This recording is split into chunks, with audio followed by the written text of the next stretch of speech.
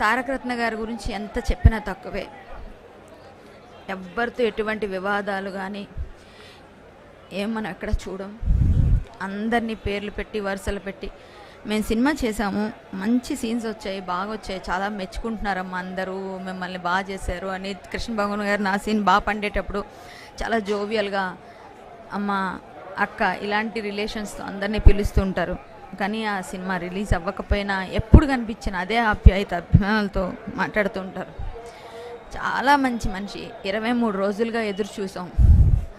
చక్కగా అందరం మళ్ళీ కలిసి ఆయన మంచి భవిష్యత్తు ఉంది కదా అనుకునేసరికి శివరాత్రి రోజు శివయ్యకి మంచి వాళ్ళంటే ఇష్టమేమో, శివోహం అని ఆయన తీసుకొని వెళ్ళిపోయాడు. చాలా బాధాకరం.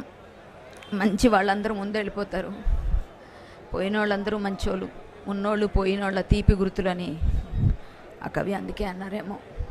తారకరత్న గారు లాంటి మంచి భవిష్యత్తున్న హీరోని కోల్పోవడం ఇండస్ట్రీకి చాలా పెద్ద లోటు. చాలా తట్టుకోవడం కష్టంగా ఉంది. 40 సంవత్సరాలు ఒక తమ్ముడు అంత చిన్న వయసులో ఏమో అంత తొందరపడి దేవుడు ఎందుకు తీసుకెళ్ళాడో అర్థం కావట్లేదు. ప్రతిరోజు ఎదురు చూసేవాళ్ళం అప్డేట్ కోసం. ఈరోజు వస్తుంది, రేపు వస్తుంది, రేపు వస్తుంది, కోలుకుంటున్నారంటే చాలా బాధగా ఉంది. ఆయన ఆత్మకు శాంతి చేకూరాలని భగవంతుని కోరుకుంటూ ఆ కుటుంబానికి ప్రగాఢ సానుభూతి తెలియజేస్తున్నాను. ఓం శాంతి.